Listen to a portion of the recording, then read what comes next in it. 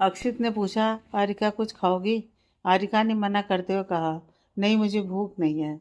अक्षित ने कहा, आरिका कुछ खाओगी नहीं तो कमजोर हो जाओगी, फिर कैसे लड़ पाओगी? आरिका ने आंखें बड़ी करके अक्षित की तरफ देखकर कहा, केस तो तुम लड़ोगे ना, मैं थोड़ी लड़ूंगी। अक्षित ने गुस्से में कहा, आरिका मेरी बात क्यों नहीं समझती हो? तुम्हें देखकर अपने बाल नोचने का जी चाहता है। आरिका ने कहा, तुम्हारे बाल नहीं रहेंगे तो तुम बिल्कुल अच्छे नहीं लगोगे। अक्षित ने गुस्से में कहा, अब कुछ खाओगी? आरिका ने हाँ में सिर हिला दिया। अक्षित ने रुद्र की तरफ देखा तो वो समझ गया और बाहर चला गया। रुद्र मन में कहता है, मैं अच्छा खासा लॉयर हूँ, देखो या नौकर बना रखा है। कोई बात नहीं, आपकी बहन से शादी करने के बाद तो यही काम करना है। थोड़ी मेरी भी प्रैक्टिस हो जाएगी, सालू भी मुझे यही काम करवाएगी। थोड़ी देर में रुद्र खाने के कुछ पैकेट ले आया और आरिका को देते हुए कहा, लीजिए मैडम, खा लीजिए। आरिका ने खोलकर देखा तो उसमें छोले भटूरे थे। उसने जल्दी से एक बाइट तोड़कर अक्षित की तरफ बढ़ा दिया। रुद्र तो शॉक्ड होकर देखने लगा। उसने मन ही मन कहा, काश सालू भी मुझे ऐसे ही खिलाती। अक्षित ने गुस्से से कहा, मुझे भूख नहीं है। आरिका ने कहा, तो मैं भी नहीं खा रही। आरिका, तुमने डिग्री ली है जिद करने की। आरिका ने कहा, तुम नहीं खाओगे तो मैं भी नहीं खाऊंगी। अक्षित ने कहा, मुझे काम करना है, अगर खाने बैठ गया तो कल तुम्हारी बेल नहीं करा पाऊंगा। आरिका ने कहा, मैं तुम्हें मना कर रही हूँ क्या कि काम ना करो? तुम काम करते जाओ, मैं तुम्हें खिलाती जाऊंगी। आरिका अक्षित को बैठ खिलाती गई और अक्षित भी काम के साथ खाता गया। उसके बाद आरिका ने भी खाना खा लिया। थोड़ी देर में आरिका से मिलने दादाजी, बुआ जी, अथर्व, शांति और सालू सब पुलिस स्टेशन मिलने आ गए। दादाजी को पुलिस स्टेशन देखकर अक्षित फट से खड़ा होने लगा। वो खड़ा हो पाता उससे पहले ही आरिका ने उसका हाथ पकड़ लिया और कहने लगी, लाइफ लाइन, तुम मुझे छोड़कर जा रहे हो? अक्षित ने धीरे से आरिका से कहा, नाना जी आए हैं। आरिका ने कहा, दादाजी आए हैं तो तू मुझे छोड़कर चला जाएगा? अक्षित ने कहा, छोड़कर नहीं जा रहा हूँ, पहले मेरा हाथ छोड़ो और दादाजी और सबसे मिल लो, फिर मैं वापस आ जाऊंगा। अक्षित की बात सुनकर आरिका ने अक्षित का हाथ छोड़ दिया। रुद्र उन दोनों को देख रहा था। रुद्र ने मन में कहा, अक्षित सर और आरिका मैडम इश्क फरमाएंगे और मैं उनको देखकर अपना जी जलाऊंगा। तभी रुद्र की नज़र सालू पर गई तो वहीं ठहर गई। रुद्र सालू के पास जाकर कहने लगा, हाय सालू, कैसी हो? तुम्हारी स्टडी कैसी चल रही है? सालू कुछ कहती उससे पहले ही अथर्व ने कहा, इसकी पढ़ाई अच्छी चल रही है, तुम क्यों पूछ रहे हो? तुम्हें क्या ट्यूशन देना है इसे? रुद्र ने एक फेक स्माइल आरव को दी और कहा, अथर्व सर।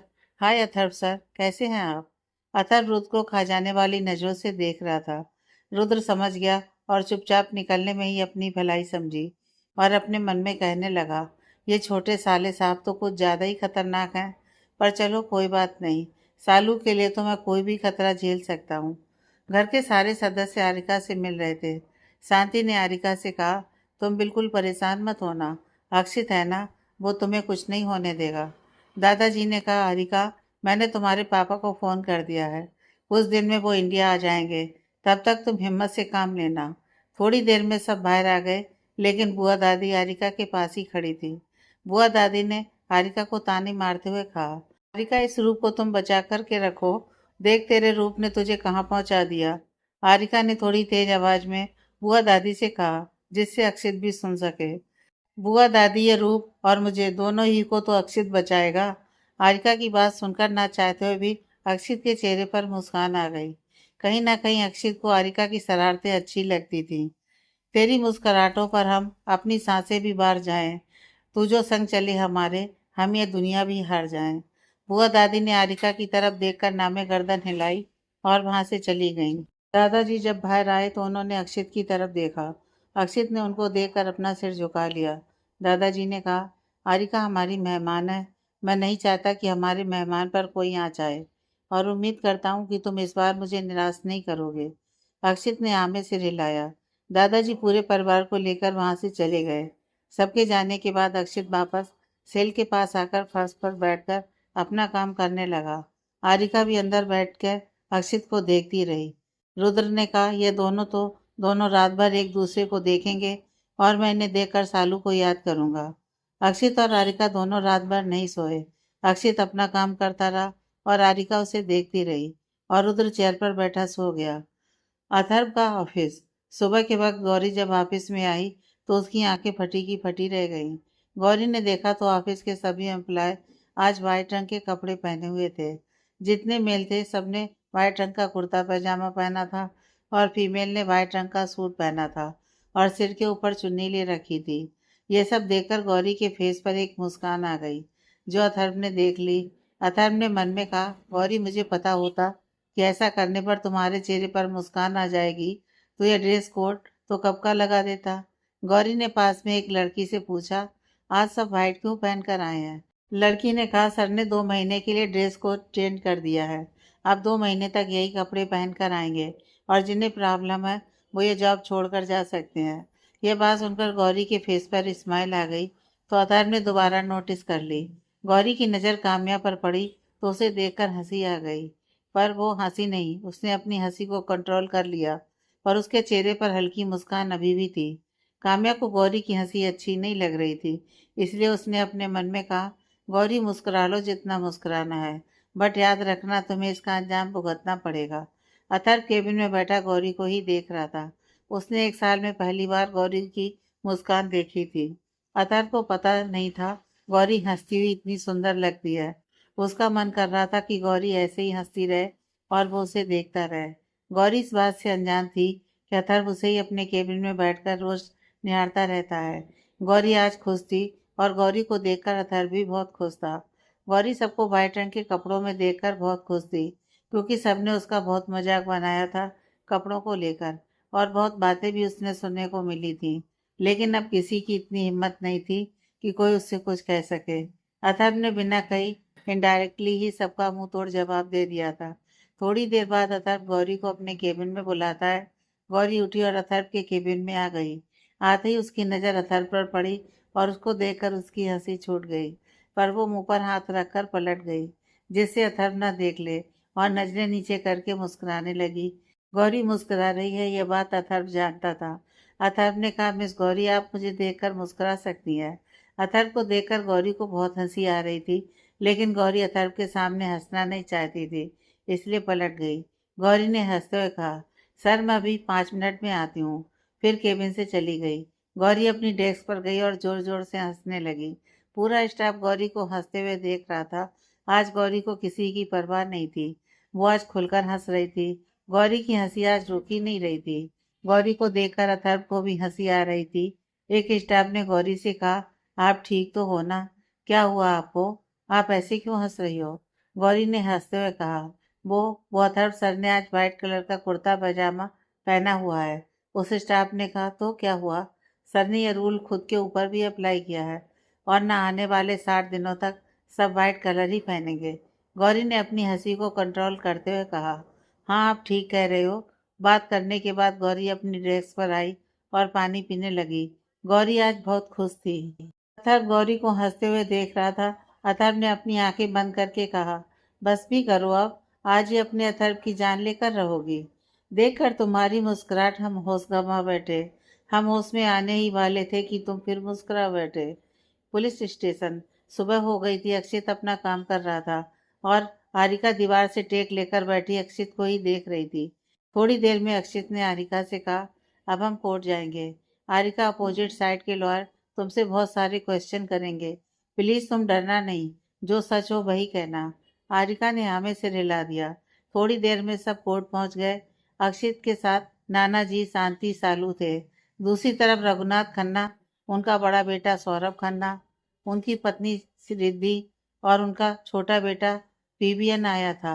रघुनाथ खन्ना का छोटा बेटा नैतिक खन्ना, उसकी पत्नी निया खन्ना, बेटी सुहानी खन्ना, बेटा जीवन खन्ना आए हुए थे। खन्ना का पूरा परिवार अक्षित को गुस्से से देख रहा था। रघुनाथ खन्ना ने अक्षित को चेतावनी देते हुए कहा, तुमने गलत इंसान का केस ले लिया, इसके लिए तुम बहुत पछताओगे। इस लड़की को मैं छोड़ूंगा नहीं। ये यहाँ से बचकर गई तो मैं इसे जान से मरवा दूंगा। अक्षित बहुत शांत था। उसने आराम से कहा, देखिए मिस्टर रघुनाथ खन्ना, उस लड़की ने कोई जुर्म किया है तो उसे सजा मिलेगी ही। अगर नहीं किया है तो वो यहाँ से बाइज्जत रिहा होकर जाएगी। अक्षित ने कहा, रही बात उसे मारने की, तो जब तक मैं जिंदा हूँ आप उसे छू भी नहीं सकते हैं। कुछ देर में लेडीज कांस्टेबल हारिका को लेकर कोर्ट रूम में आने लगी। रिद्धि ने हारिका को देखकर गुस्से में कहा, तुम ही हो ना वो लड़की जिसने मेरे बेटे को मारा है। तुम्हें जिंदा नहीं रहने दूंगी। नरक के दर्शन करवाऊंगी। तुमको ऐसे बचकर जाने नहीं दूंगी। मेरे करण की आत्मा को शांति तभी मिलेगी जब तुम मरोगी।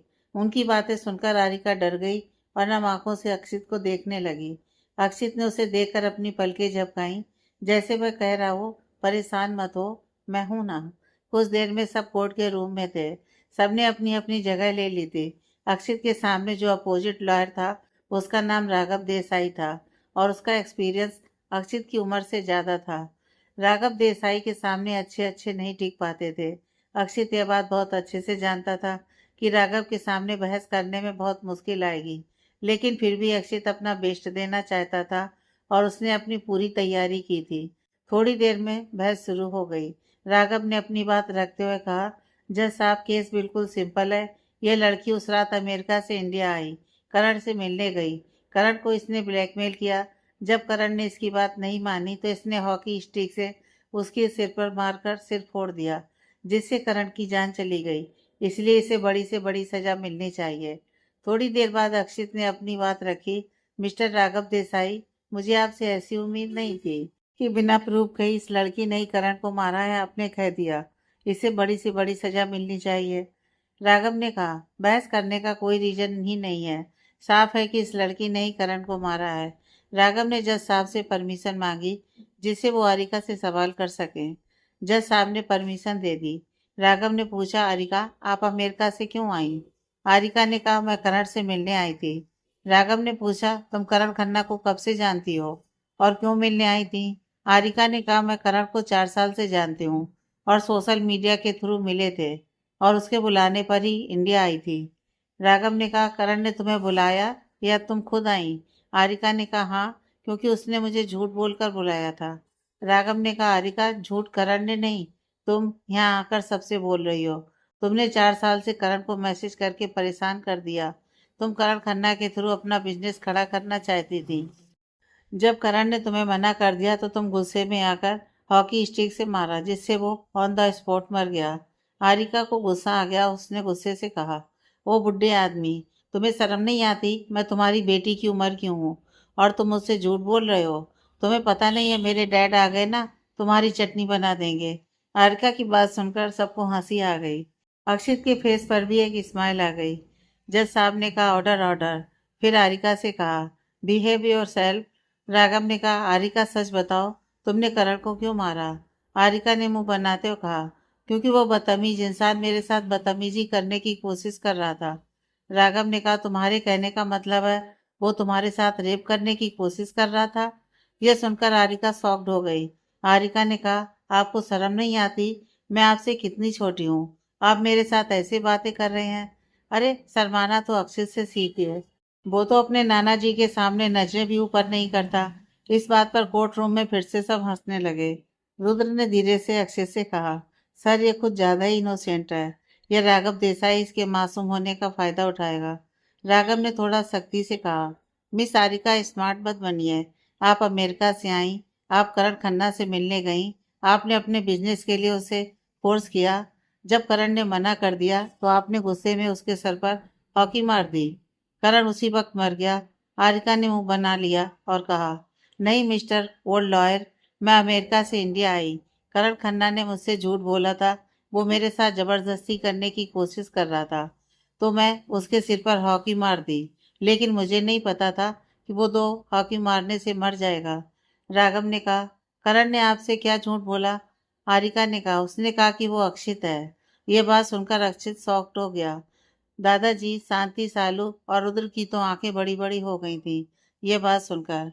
अक्षित ने मन में कहा, शिट यार, मैंने तो आरिका से कोई क्वेश्चन नहीं किया और ये मुझसे मिलने क्यों आई थी? आरिका मुझे जानती है क्या? राघव ने आगे पूछा, तुम यहाँ अक्षित से मिलने आई थी? आरिका ने कहा, हाँ, मैं अक्षित से मिलने आई थी। मुझे करण खन्ना 4 साल तक झूठ बोलता रहा कि वह अक्षित है। मुझे लगा वह अक्षित है, इसलिए मैंने उसकी बात पर विश्वास करके बिना कुछ सोचे मिलने आ गई। उसके बाद वो मेरे साथ बदतमीजी करने लगा तो मैंने उसके सिर पर हॉकी मार दी।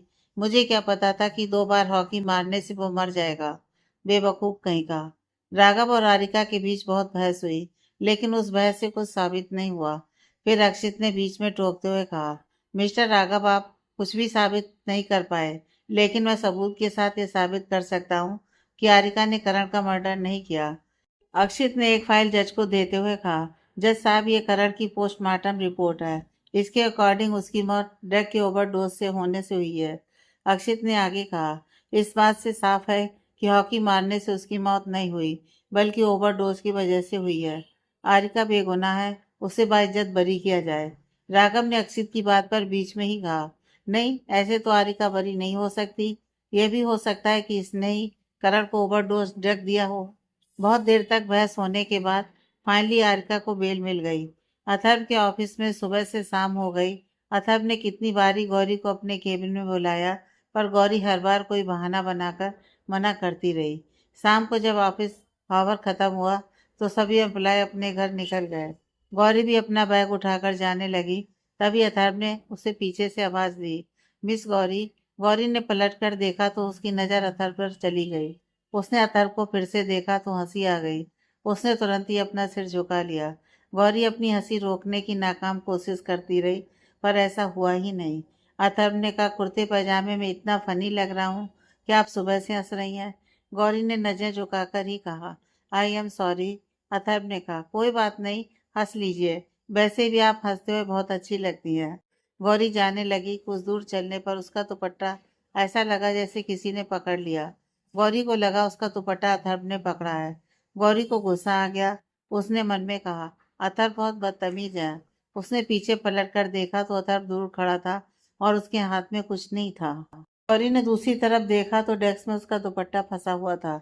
गौरी ने अपना दुपट्टा निकाला और शर्मिंदा होकर चली गई। अथर्व के फेस पर स्माइल आ गई। दूसरी तरफ कोर्ट रूम के बाहर अक्षित ने मामी से कहा, मामी जी, आप सब घर जाइए, मैं कुछ पेपर वर्क कंप्लीट करके आरिका को लेकर घर आ जाऊंगा। 1 घंटे बाद अक्षित अपनी गाड़ी ड्राइव कर रहा था और आरिका पैसेंजर सीट पर गुमसुम सी बैठी थी। अक्षित उसकी खामोशी को समझ रहा था। अक्षित आरिका से बहुत सारे क्वेश्चन पूछना चाहता था, पर यह वक्त उसे अपने क्वेश्चन पूछने के लिए सही नहीं लगा। कुछ देर बाद दोनों घर पहुंच गए। अक्षित ने गाड़ी पार की और आरिका की तरफ देखा, जो कहीं खोई हुई सी थी। उसकी आंखों में आंसू थे। अक्षित ने आरिका से कहा, घर आ गया। आरिका ने गाड़ी का गेट खोला और घर के अंदर चली गई। अगले ही पल सब डाइनिंग टेबल पर डिनर कर रहे थे, लेकिन आरिका का ध्यान ही कहीं और था। वो अपनी प्लेट में चम्मच घुमा रही थी। सबका ध्यान आरिका की तरफ ही था। शांति ने कहा, आरिका, तुम कुछ खा क्यों नहीं रही हो? थोड़ा सा तो कुछ खा लो। आरिका कुछ नहीं बोली। दादी बुआ ने ताने मारते हुए ही कहा, बेचारी के गले से कहाँ उतरेगा? इतना बड़ा इल्जाम जो लगा है इसके सिर पर, तो खाना कैसे खाएगी? हारिका इतनी दुखी थी कि उसने आज दादी बुआ को किसी बात का जवाब नहीं दिया और वो वहां से उठकर अपने कमरे की तरफ चली गई। रात में अक्षित अपने कमरे में केस स्टडी कर रहा था। तभी गेट नॉक हुआ। उसने गेट खोला तो वहां हारिका खड़ी थी। अक्षित ने पूछा, इतनी रात को यहाँ क्या कर रही हो? हारिका बहुत दुखी लग रही थी। ऐसा लग रहा था जैसे अभी रोकर आई है। हारिका ने कहा, मुझे नींद नहीं आ रही है, क्या मैं तुम्हारे पास हो जाऊं? हारिका की बात सुनकर अक्षित हैरानी से हारिका को देखने लगा। अक्षित ने कहा, क्या कह रही हो? समझ भी आ रहा है तुम्हें? इसका क्या मतलब है? या तुम कुछ भी बिना सोचे समझे कुछ भी बोल देती हो? हारिका ने कहा, मुझे पता है मैं क्या कह रही हूँ। मुझे तुम्हारे पास सोना है। अक्षित ने गुस्से में कहा, हारिका, चुपचाप अपने कमरे में जाओ। जाओ जल्दी। बिना सोचे समझे जो मन में आया बोल देती हो। हारिका अब खुद को रोक नहीं पाई और अक्षित के गले लगकर जोर जोर से रोने लगी। हारिका ने अक्षित को बहुत कसकर पकड़ रखा था, जैसे कि उसकी पकड़ कम हुई तो अक्षित गायब हो जाएगा। हारिका रो रही थी और इतनी बुरी तरह रो रही थी कि अक्षित चाहकर भी हारिका को खुद से दूर नहीं कर पा रहा था। अक्षित ने हारिका से कहा, हारिका मत रो, कुछ नहीं होगा, मैं हूं ना, सब ठीक हो जाएगा। लेकिन हारिका अक्षित की बात ही नहीं सुन रही थी। वो तो बस अक्षित के गले लगे रोए जा रही थी। अक्षित एक हाथ से उसकी कमर को रब कर रहा था, दूसरे हाथ से सिर सहला रहा था, जिससे हारिका शांत हो जाए। हारिका 2 दिन तक नहीं सोई थी, इसलिए अक्षित के गले लगे ही सो गई। अक्षित ने महसूस किया कि हारिका की सांसें भारी हो गई हैं और अब वो रो भी नहीं रही है। अक्षित ने हारिका को अलग करके देखा तो वो सो चुकी थी। अक्षित ने हारिका को गोद में उठाया और रूम से बाहर लेकर जाने लगा, क्योंकि अक्षित हारिका को अपने कमरे में नहीं सुलाना चाहता था। अक्षित हारिका को कॉरिडोर से लेकर जा रहा था, तभी सामने से शांति ने अक्षित की गोद में आरिका को देखकर शौक से आंखें बड़ी हो गईं। फिर शांति ने अक्षित के पास आकर बोली, अक्षित क्या हुआ? अक्षित ने थोड़ा गुस्से में कहा, इसे क्या होगा? 2 दिन से सोई नहीं है, ठीक से कुछ खाया नहीं है, इसलिए मैडम खड़े खड़े सो गई। एक बेकार सी जिद कर रही थी कि तुम्हारे पास सोना है, तुम्हारे पास सोना है। देखो मामी, मैं पहले ही बता देता हूँ, इसे मुझसे दूर रखो, जितना हो सके उतना दूर। अक्षित ने और गुस्से में कहा, आप बताएंगी कि मैं इसको कहाँ लेकर जाऊँ अब? शांति ने मुस्कुराते हुए कहा, एक काम करो, शशि जी भी नहीं है तो इसको मेरे कमरे में ले चलो। अक्षित आरिका को शांति जी के कमरे में ले गया। बुआ दादी ने अक्षित की गोद में आरिका को देख लिया था। बुआ दादी ने राम राम जपते हुए कहा, अभी तो गोद में लेकर घूम रहा है, जब ऊंच नीच हो जाएगी तब अपने नाना जी को क्या जवाब देगा। अक्षित आरिका को मामी के कमरे में लिटाकर जाने लगा। वैसे ही आरिका ने उसका हाथ पकड़ लिया। आरिका नींद में कह रही थी, अक्षित प्लीज मत जाओ ना, अक्षित मुझे छोड़कर मत जाओ। मामी अक्षित की हालत देखकर मुस्कुरा रही थी। अक्षित को मामी के सामने शर्म आ रही थी। अक्षित ने मामी को देखकर कहा, मामी पकड़ो इस पागल लड़की को, इसने मेरा पूरा दिमाग खराब कर रखा है। इतना कहकर अक्षित अपने कमरे में चला गया। शांति आरिका के पास लेट गई और अक्षित और आरिका के बारे में सोचते हुए सो गई। सुबह जब अक्षित की आंखें खुली तो उसके सामने आरिका खड़ी दिखी, जिसको देखकर उसकी पूरी नींद उड़ गई। अक्षित एकदम से बैठ गया। अक्षित ने आरिका को देखकर कहा, तुम यहाँ क्या कर रही हो? आरिका गुस्से से अक्षित को देख रही थी। आरिका ने गुस्से में कहा, मैंने तुम्हें कहा था ना कि मुझे तुम्हारे पास सोना है और तुम मुझे आंटी के कमरे में छोड़ आए। तुम्हारे अंदर मैनर्स हैं कि नहीं? आरिका की बात सुनकर अक्षित की आंखें शॉक से बड़ी हो गईं। अक्षित ने कहा, मैनर्स की बात तुम कर रही हो? आरिका ने कहा, तो मुझे क्यों छोड़कर आए आंटी के कमरे में, जब मैंने कहा था कि मुझे तुम्हारे पास सोना है? अक्षित को भी अब गुस्सा आ गया। उसने कहा कि शक से तुम यहाँ सोओगी, शर्म नहीं है? तुम क्या कह रही हो? यह अमेरिका नहीं है, इंडिया है। यहाँ बिना रिश्ते के एक लड़की किसी लड़के के कमरे में नहीं रहती। आरिका ने कहा, ऐसी बात है तो तुम मुझसे शादी कर लो, फिर मैं यहाँ रह सकती हूँ। आरिका की बात सुनकर अक्षित ने अपना माथा पीट लिया और आरिका का हाथ पकड़कर कमरे से बाहर निकालते हुए कहा, निकलो यहाँ से, तुम्हारी बातें सुनने के लिए नहीं उठा हूँ मैं, मुझे बहुत काम है। अथर्व का ऑफिस। सुबह के 10 बजे अथर्व के ऑफिस में। अथर्व ने अपने ऑफिस में पार्टी रखी थी और अपने सभी स्टाफ मेंबर को ड्रेस गिफ्ट की थी ताकि वह गौरी को आसानी से गिफ्ट दे सके। अथर्व के मैनेजर ने गौरी को एक पैकेट देते हुए कहा, मिस गौरी, प्रोजेक्ट मिलने की खुशी में एड्रेस अथर्व सर ने सबको दिया है और पार्टी में सबको आना जरूरी है। गौरी ने बेबस नजरों से मैनेजर को देखते हुए कहा, लेकिन मैं पार्टीज में नहीं जाती, आप जानते हैं। मैनेजर ने कहा, गौरी आप इस बारे में अथर्व सर से बात करें तो ज़्यादा अच्छा होगा। मुझे तो उन्होंने जो करने के लिए कहा वही अनाउंस कर रहा हूँ। गौरी ने बेमन से वो पैकेट खोल कर देखा तो उसमें रेड कलर की बहुत ही सुंदर साड़ी थी। गौरी उस साड़ी को ही देखती रह गई। वह सच में बहुत एक्सपेंसिव और बहुत सुंदर साड़ी थी। गौरी का मन हुआ कि वो साड़ी रख ले।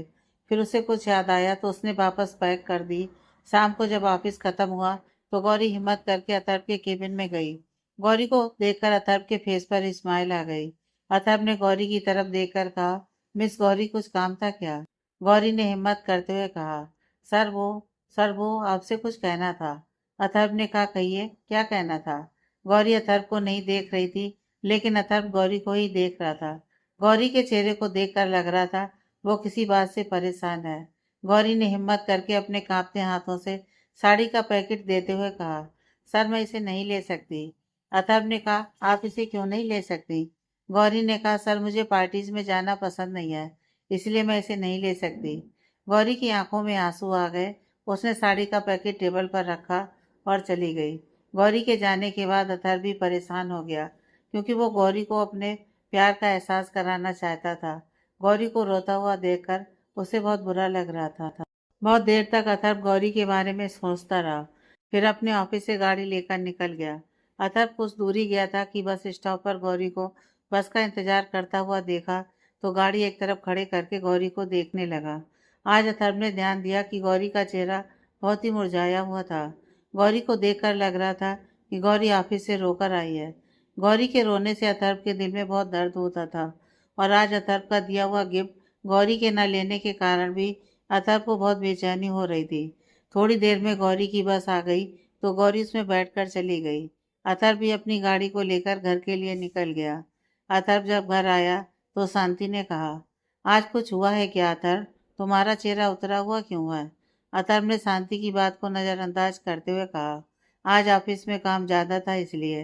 हारिका ने अथर्व को छेड़ते हुए कहा, ऑफिस में काम था या ऑफिस वाली से काम था? अथर्व ने गुस्से में हारिका को देखा और अपने कमरे में चला गया। हारिका भी पीछे पीछे आरव के कमरे में चली गई। अथर्व कमरे में जाकर बेड पर बैठ गया और अपनी आंखें बंद कर लीं। हारिका भी अथर्व के कमरे में जाकर सोफे पर बैठ गई।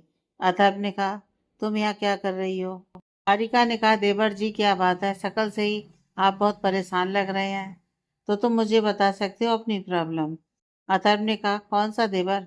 तुम्हें मेरा भाई घास तो डालता नहीं है और तुमने मुझे देवर भी मान लिया। हारिका ने एटीट्यूड से कहा, मिस्टर देवर जी, देवर तो तुम मेरे बनोगे ही। तुम्हारा भाई मुझे घास डाले या ना डाले, फॉर योर काइंड इंफॉर्मेशन, पहले ही दिन मैंने तुम्हारे भाई को किस कर लिया था। किस सुनकर अथर्व की आंखें बड़ी हो गईं। अथर्व ने हारिका से कहा, तुम सच कह रही हो? तुमने मेरे भाई को किस किया?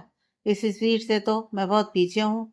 हारिका ने दोनों हाथ बांधकर एटीट्यूड के साथ कहा, यकीन ना हो तो अक्षित से पूछ सकते हो। अथर्व ने कहा, तुम बड़ी फास्ट निकली, कुछ टिप्स मुझे भी दे दो। हारिका ने कहा, हाँ तो तुम्हें टिप्स देने ही तो आई हूँ, बताओ क्या प्रॉब्लम है तुम्हारी? अथर्व ने कहा, मैं जिससे प्यार करता हूँ वो मुझे देखती भी नहीं है और आज गिफ्ट दिया तो वापस कर दिया। हारिका ने कहा, इतनी सी बात? इसका मतलब उसके घर में कोई परेशानी है जिस कारण उसने गिफ्ट नहीं लिया। कोई बात नहीं, मिलकर पता करते हैं और उसकी प्रॉब्लम को सॉल्व कर देंगे तो फिर वो तुम्हें पसंद करने लगेगी। अथर्व ने कहा, ठीक है, मैं पता करता हूँ। फिर दोनों लोग शांति के पास आकर बैठ गए और बातें करने लगे। शांति मटर छील रही थी। हारिका और अथर्व धीरे धीरे मटर खाने लगे। अथर्व ने फिर से मटर लेने के लिए हाथ आगे किया कि शांति ने उसके हाथ पर मारते हुए कहा, बहुत देर से देख रही हूँ कि दोनों मिलकर मटर खाने लगे हो। चलो उठो यहाँ से, जल्दी उठो। अथर्व और हारिका अंदर आ गए। हारिका ने कहा, तो तुमने अपनी गर्लफ्रेंड को साड़ी गिफ्ट की थी? अथर्व ने कहा, वो मेरी गर्लफ्रेंड नहीं है। हारिका ने हैरान होते हुए कहा, तो कौन है? अथर्व ने कहा, एक तरफा प्यार करता हूँ मैं उससे, उसको तो पता भी नहीं है। हारिका ने कहा, तुम्हारा टास्क तो मुझसे भी ज्यादा टफ है। अथर्व ने कहा, हारिका टास्क तुम्हारा भी बहुत टफ है। ये मत समझना कि एक किस करने से भाई पिघल जाएगा, वह नहीं पिघलने वाला। हारिका ने भी पूरे कॉन्फिडेंस के साथ कहा, देवर जी, अक्षित एक किस से पिघले ना पिघले, पर मैं अपना टारगेट तुम्हारे टारगेट से पहले अचीव कर लूंगी, देख लेना। अथर्व ने भी पॉइंट करते हुए एटीट्यूड के साथ कहा, ठीक है हारिका, देख लेते हैं। पहले गौरी इस घर की बहू बनेगी या तुम मेरी भाभी बनोगी? दोनों एक दूसरे को चैलेंज करके अपने अपने कमरे में चले गए। रात को सब डिनर कर रहे थे। अक्षित ठीक हारिका के सामने बैठा हुआ था। अक्षित एक हाथ से मोबाइल में कुछ काम कर रहा था और एक हाथ से खाना खा रहा था। शांति ने कहा, अक्षित मोबाइल साइड में रखकर पहले खाना खा लो। अक्षित ने कहा, मामी बहुत जरूरी काम है, करते हुए मैं खाना भी अच्छे से खा लूंगा। हारिका ने अपने पैर से अक्षित के पैर को सहलाना शुरू किया, लेकिन अक्षित को तो कोई फर्क ही नहीं पड़ा। अक्षित को अपने फोन में देखते हुए ही खाना खा रहा था। थोड़ी देर बाद हारिका ने हैरानी से अक्षित को देखा। अक्षित अपनी चेयर से उठा और चला गया। हारिका ने हैरानी से चेयर के नीचे देखा तो वो अथर्व का पैर था। हारिका ने गुस्से से अथर्व के पैर पर पैर मार दिया। अथर्व को हंसी आ गई। अथर्व ने कहा, ऐसे मेरे पैर सहलाने से इस घर की बहू बनोगी? हारिका ने भी बदले में कहा, एक लड़की को 1 साल तक देखने से वो मेरी देवरानी बन जाएगी?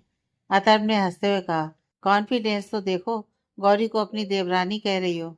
हारिका ने कहा, हाँ, क्योंकि वह मेरी देवरानी बनेगी और मैं इस घर की बहू पहले बनूंगी। हारिका ने फिर अक्षित की तरफ देखा जो अपने मोबाइल में देखते हुए ऊपर अपने कमरे में जा रहा था। हारिका ने अथर्व को देखते हुए कहा, अक्षित मुझे देखता क्यों नहीं है? अथर्व ने कहा, तुम्हारी खूबसूरती का जादू नहीं चला उसके ऊपर, इसलिए नहीं देखता। अक्षित अपना लैपटॉप लेकर हाल में आकर सोफे पर बैठ गया। अक्षित ने हारिका को देखकर कहा, हारिका यहाँ आओ, मुझे तुमसे बहुत सारे सवाल करने हैं। 5 दिन बाद हियरिंग है। हारिका ने डिनर कर लिया था इसलिए अक्षित के पास आकर बैठ गए। अक्षित ने सीरियस होते हुए कहा, हारिका जो सवाल पूछूं उसका सही सही जवाब दोगी? हारिका ने लापरवाही से हमें गर्दन हिला दिया। तुम मुझे पहले से जानती हो। हारिका, तुम मुझसे मिलने इंडिया आई थी और क्यों मिलने आई थी? हारिका ने धीरे से अक्षित के कान में कहा। अक्षित, मैं तुम्हारे हर सवाल का जवाब दूंगी, पर हर जवाब देने पर मुझे एक किस चाहिए।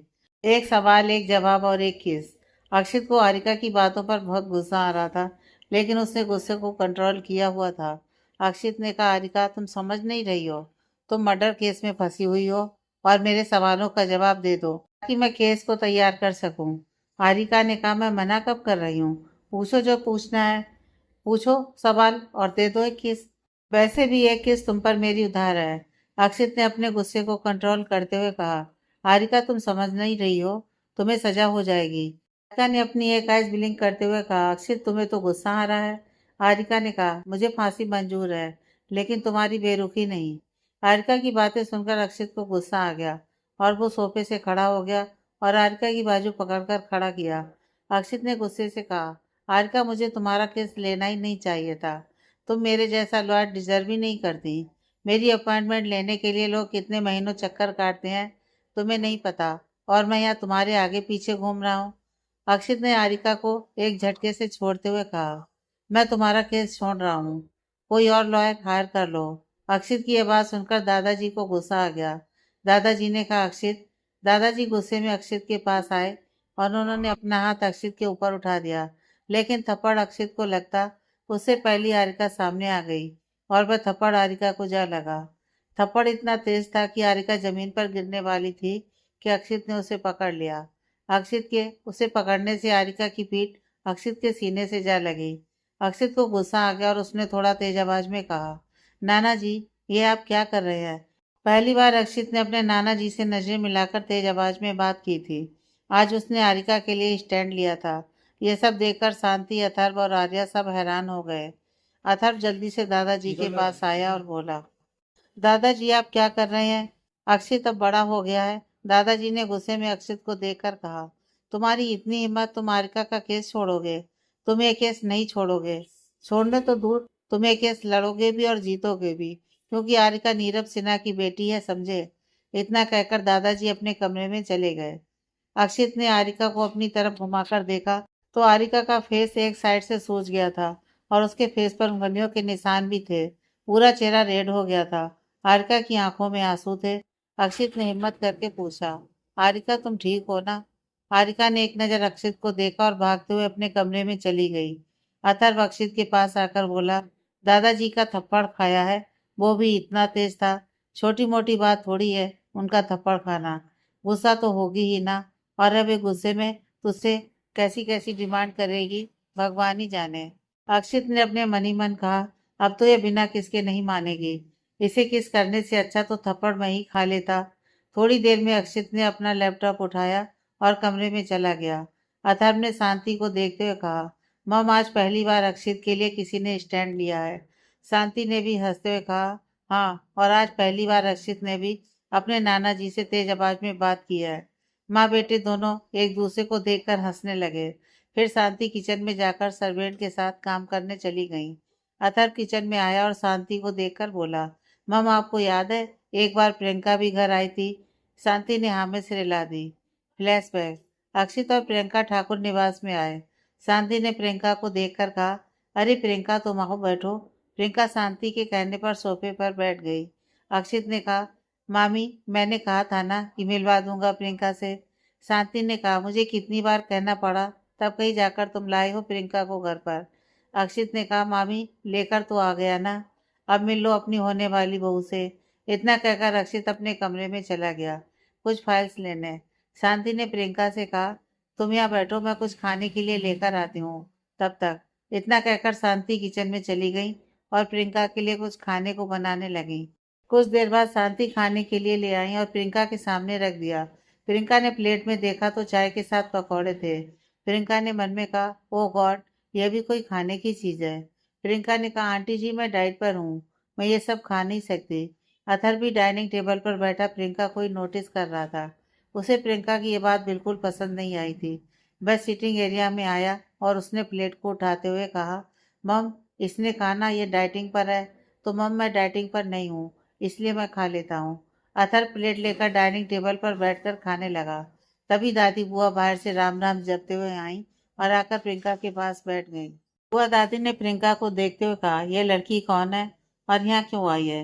शांति ने कहा, बुआ जी ये प्रियंका है, अक्षित की होने वाली वाइफ। बुआ दादी ने ताना मारते हुए कहा, यह तो देखने में गोरी है और सुंदर भी है और अक्षित तो सांवला है, इनकी जोड़ी तो मिलती नहीं। फिर बुआ दादी ने प्रियंका को देखकर कहा, तुमने क्या देखकर पसंद किया अक्षित को? उसमें क्या पसंद किया? और साथ ही शादी के लिए भी तैयार हो गई। प्रियंका चुपचाप बैठकर बातें सुनती रही। उसने एक भी बार किसी बात का जवाब नहीं दिया। बुआ दादी ने फिर से ताना मारते हुए कहा, प्रियंका तुम तो बहुत सुंदर हो, पढ़ी लिखी हो और अच्छे घर की लगती हो, फिर तुमने अक्षित को क्या देखकर पसंद कर लिया? आजकल की लड़कियां भी ना अच्छे बुरे की पहचान ही नहीं कर पाती। दादी बुआ अक्षित की बुराई करती रही, पर प्रियंका ने कोई जवाब नहीं दिया, जैसे उसे किसी बात को लेकर कोई फर्क ही ना पड़ रहा हो। और ये बात अथर्व और शांति दोनों नोटिस कर रहे थे। थोड़ी देर में अक्षित फाइल्स लेकर नीचे आ गया। अक्षित ने शांति से कहा, मामी अब मैं चलता हूँ, मुझे किसी काम से पुलिस स्टेशन जाना है। इतना कहकर वो प्रियंका को लेकर जाने लगा। तभी दादाजी सामने से दादाजी आ गए। दादाजी ने प्रियंका को देखते हुए गुस्से में कहा, मैं जानता हूँ मेरे 1000 बार मना करने पर भी तुम इससे ही शादी करोगे, लेकिन इसका मतलब यह नहीं जब मन हुआ तब घर लेकर आ जाओ। जब तक तुम्हारी शादी इससे नहीं हो जाती तब तक इसे घर लेकर नहीं आओगे। शांति ने बीच में बोलते हुए कहा, पापा जी मैंने ही अक्षित से कहा था प्रियंका को एक बार घर ले आए मुझसे मिलाने के लिए। दादाजी ने शांति को डांटते हुए कहा, तुम चुप रहो बहू, मैं अक्षित से बात कर रहा हूँ। अक्षित ने अपना सिर नीचे झुकाकर कहा, ठीक है नाना जी, मैं आज के बाद प्रियंका को इस घर में लेकर नहीं आऊंगा। इतना कहकर अक्षित ने प्रियंका का हाथ पकड़ा और घर से बाहर चला गया। Flashback and. अथर्व ने कहा, मॉम आपने देखा था ना, दादी बुआ ने अक्षित की कितनी बुराई की थी, फिर भी प्रियंका ने एक बार भी पलटकर जवाब नहीं दिया था। और एक हमारी आरिका है जो बुआ दादी को अक्षित के बारे में बोलने ही नहीं देती है। अथर्व ने थोड़ा हंसते हुए कहा, मुझे अक्षित के लिए आरिका बिल्कुल परफेक्ट लगती है। आपका क्या ख्याल है इस बारे में? और आज तो आरिका ने अक्षित के लिए किया, उसकी तो बात ही अलग है। शांति जी ने कहा, आरिका अक्षित के लिए ही इंडिया आई है। यह सुनकर तो अथर्व शॉक्ड हो गया। अथर्व ने कहा, क्या सच में मॉम? शांति जी ने अथर्व के गाल पर हाथ रखकर कहा, हाँ बेटा, हारिका पहले से ही अक्षित को जानती है। अथर्व ने कहा, कैसे मॉम? शांति ने अपना काम करते हुए कहा, जब वक्त आएगा तब बता दूंगी, अभी तू भी जा सो जा, कल सुबह ऑफिस भी तो जाना है तुझे। अथर्व ने अपने हाथों से बाल सेट करते हुए मन में कहा, हाँ मॉम, कल मुझे हारिका की देवरानी से भी तो मिलना है। अक्षित अपने कमरे में काम कर रहा था, लेकिन उसका ध्यान काम में नहीं, उसे रह रहकर हारिका की याद आ रही थी कि कैसे उसने नाना जी का थप्पड़ खुद के गाल पर ले लिया था। अक्षित ने मन ही मन कहा, हारिका से सॉरी बोलने जाऊंगा तो उल्टे सीधे सवाल करेगी और फिर से अपना किस पुराण लेकर बैठ जाएगी। रहने देता हूँ, कल सुबह देखूंगा। अक्षित ने काम करते हुए पानी की बोतल देखी, उसमें पानी नहीं था। अक्षित अपने कमरे से किचन में पानी लेने चला गया। किचन की लाइट पहले से ही ऑन थी। अक्षित धीरे से किचन में गया तो देखा हारिका डाइनिंग टेबल के ऊपर बैठकर सुबक सुबक कर आइसक्रीम खा रही थी। अक्षित एक सेकंड के लिए हैरान हो गया, फिर अपने मन में कहा, यह लड़की क्या खाकर पैदा हुई थी? अक्षित ने हारिका को देखकर इग्नोर कर दिया।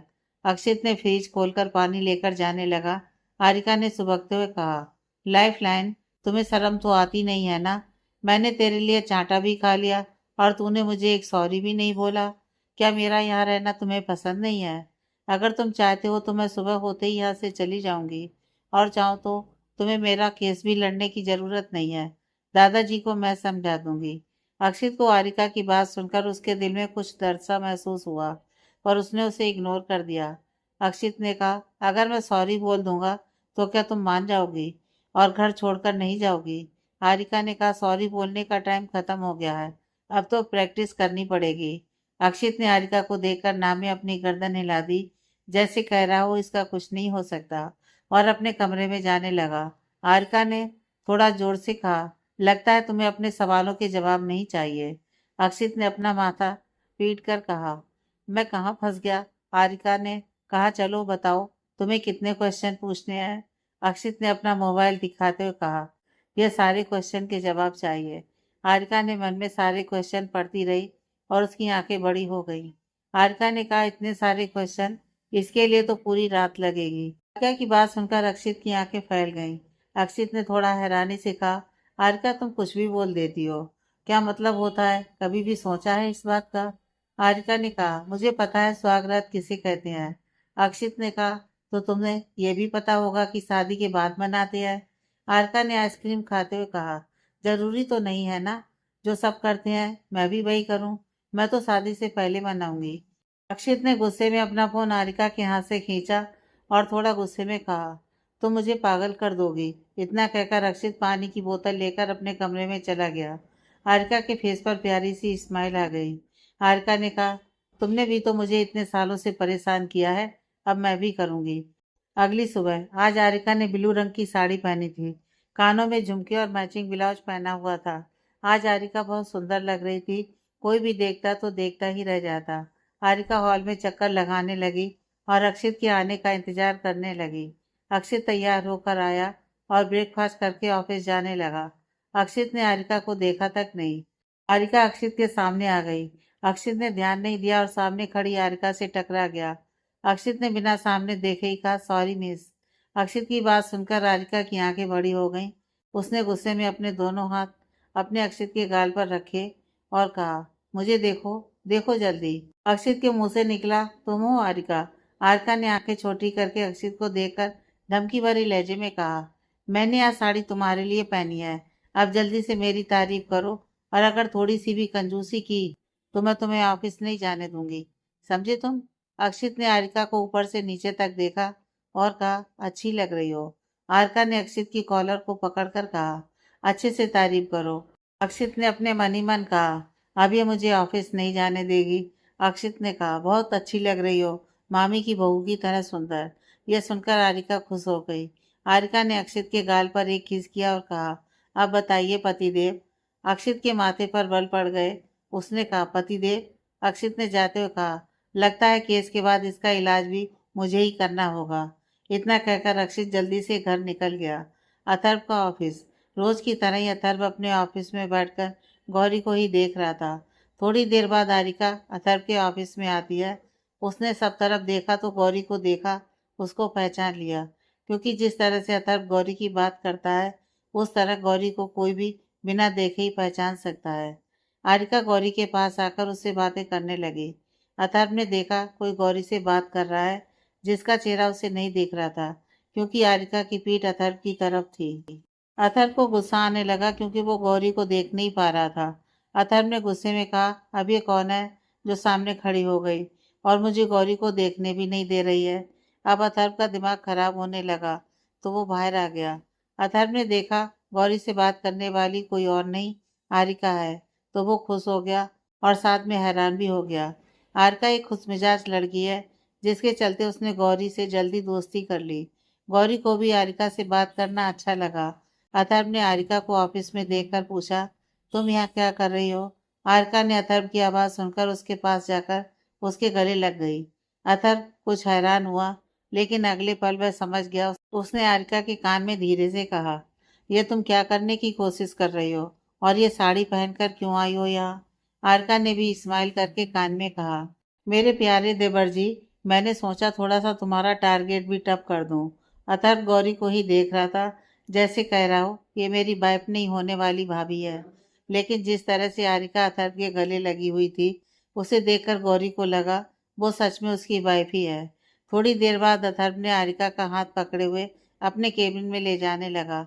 गौरी ने अथर्व को आरिका का हाथ पकड़े देखा तो उसे गलतफहमी हो गई कि आरिका अथर्व की वाइफ है, और गौरी को यह देखकर बुरा फील होने लगा, क्योंकि वो कहीं ना कहीं अथर्व को पसंद करने लगी थी। पर आज आरिका को साथ देखकर उसके फेस पर कड़वी हंसी आ गई और वो मन में कहने लगी, गौरी तुम्हारी लाइफ में खुशियां नहीं है, अगर कुछ है तो सिर्फ दर्द और जिम्मेदारी बस। और गौरी फिर से अपना काम करने लगी। अथर्व के केबिन में आरिका सोफे पर बैठकर अथर्व को घूर रही थी। अथर्व ने गुस्से में कहा, मेरा टारगेट पहले ही टफ है, तुम उसे और टफ मत करो। आरिका ने अथर्व की किसी बात पर ध्यान नहीं दिया।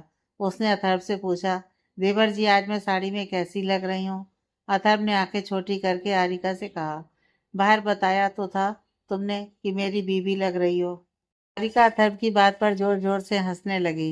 अथर्व ने गुस्से में कहा, तुम क्यों मेरे ऑफिस आई हो? अक्षित के ऑफिस जाओ ना। हारिका ने अथर्व की बात को इग्नोर किया और कहने लगी, तुम मेरी हेल्प करो, बदले में मैं तुम्हारी हेल्प कर दूंगी। अथर्व ने कहा, हाँ देखा मैंने कैसे तुमने अभी मेरी थोड़ी देर पहले मेरी हेल्प की थी।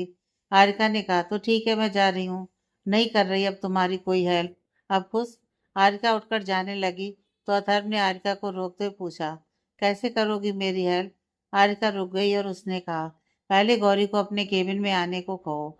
अथर्व ने हैरानी से हारिका को देखा और गौरी को बुला लिया। थोड़ी देर में गौरी केबिन में आ गई। गौरी ने कहा, सर आपने बुलाया? हारिका ने कहा, अथर्व ने नहीं, मैंने तुम्हें बुलाया है। गौरी ने कहा, जी मैम कहिए। हारिका ने कहा, गौरी मुझे शॉपिंग पर जाना है, कोई भी नहीं है जो मेरी हेल्प कर सके, तुम मेरे साथ चलो ना। तुम चलोगी ना मेरे साथ? गौरी ने कहा, मैं आपके साथ नहीं जा सकती। I am sorry ma'am. Harika ने फिर से कहा, परमिशन की बात है तो उसकी फिक्र मत करो। तुम वो मैं तुम्हें अथर्व से दिलवा दूंगी, लेकिन तुम मेरे साथ शॉपिंग पर चलो ना। गौरी ने फिर भी मना कर दिया। अब अथर्व ने ही कहा, गौरी इसके साथ शॉपिंग पर चली जाओ, नहीं तो ये मेरा दिमाग खाती रहेगी। यह बात सुनकर हारिका अथर्व को घूरने लगी। जैसे कह रही हो बहुत दिमाग है जो मैं खा लूंगी। गौरी के बार बार कहने पर गौरी हारिका के साथ शॉपिंग जाने के लिए तैयार हो गई। गौरी के यहाँ करने पर हारिका उसे अपने साथ ले गई। हारिका ने बहुत सारी शॉपिंग की। गौरी को भी बहुत सी चीजें दिलाने की हारिका ने बहुत कोशिश की, पर गौरी ने मना कर दिया। हारिका ने गौरी से कहा, चलो कुछ खा लेते हैं, पर गौरी ने तुरंत मना कर दिया। हारिका ने फिर कहा, चलो ना गौरी, थोड़ा सा कुछ खा लेते हैं, पर गौरी ने इनकार कर दिया। गौरी हारिका की बात सुनी नहीं रही थी। थोड़ी देर बाद हारिका ने फोन करके अथर्व को शॉपिंग मॉल बुला लिया। अथर्व भी हारिका के फोन का ही इंतजार कर रहा था। फोन आने के 10 मिनट बाद ही अथर्व शॉपिंग मॉल के बाहर खड़ा था। हारिका और गौरी अथर्व के पास आ गए। अथर्व ने हारिका के हाथ से शॉपिंग बैग लेकर गाड़ी में रख दिए। हारिका ने कहा, चलो गौरी, हम तुम्हें ड्रॉप कर देते हैं। गौरी ने कहा, नहीं मैडम मैं चली जाऊंगी, यहाँ पास में ही बस स्टॉप है। हारिका ने जिद करते हुए कहा, चलो ना, हम तुम्हें तुम्हारे घर ड्रॉप कर देंगे, तुमने भी तो मेरी इतनी हेल्प की है। हारिका की जिद के आगे गौरी को हाँ करनी पड़ी और पीछे गाड़ी में बैठ गई। हारिका भी अथर्व के पास बैठ गई। अथर्व मिरर से गौरी को ही देख रहा था। 1 घंटे बाद अथर्व की गाड़ी गौरी के घर के सामने रुकी। गौरी का छोटा सा घर था। गौरी अपने घर जाने लगी कि हारिका ने कहा, पहली बार हम तुम्हारे घर आ रहे हैं, कम से कम एक कप चाय ही पिला दो। हारिका की बात सुनकर गौरी परेशान हो गई। वो घर के अंदर हारिका और अथर्व को नहीं बुलाना चाहती थी।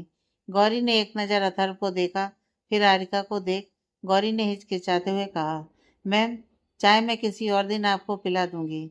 हारिका ने अथर्व से कहा, अथर्व मैं गौरी के घर जा रही हूँ, क्योंकि मुझे गौरी का घर देखना है, यह बहुत सुंदर है, तुम यहीं रुको। फिर हारिका गौरी का हाथ पकड़कर घर के अंदर ले जाती है और अथर्व बाहरी गौरी का इंतजार करने लगता है। आगे की कहानी नेक्स्ट पार्ट में।